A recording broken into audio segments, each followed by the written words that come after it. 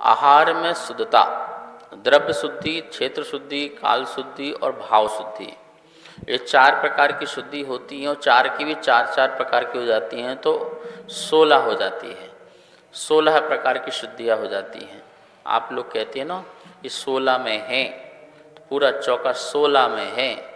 16 में मतलब 16 प्रकार की शुद्धियाँ होती हैं। उस प्रकार से चौका क्यों बोलते हैं? 4 को, 4 प्रकार की शुद्धि को चौका बोलते हैं।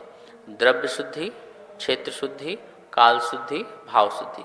द्रव्य आपका शरीर, आपके वस्त्र जो हैं, आपका भोजन जो है वो शुद्ध होना चाहिए, तो वो द्रव्य शुद्धि है। जहाँ पर भोजन तैयार हो रहा है या मुनिराज आहार ग्रहण करेंगे वो क्षेत्र शुद्ध होना चाहिए, तो क्षेत्र शुद्धि है। और काल शुद्धि, समय में आहार देना, ऐसा नहीं सामयिक काल में आहार देना, बिल्कुल अभी सूर्य का उदय नहीं हुआ तब आहार देना या सूर्य अस्त हो रहा तब आहार देना, ऐसा नहीं। जो जिस समय आहार का समय है उस समय ही देना, वो काल शुद्धि होती है।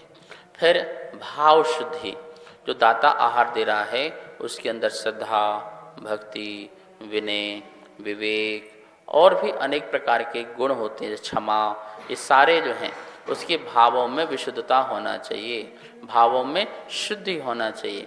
तो ये भाव की भी शुद्धि हो, मन की शुद्धि हो, वचन की शुद्धि हो, शब्दों की शुद्धि हो, ये सब शुद्धि होना परम आवश्यक है। तो ये 4 प्रकार की शुद्धि को चौका कहते हैं।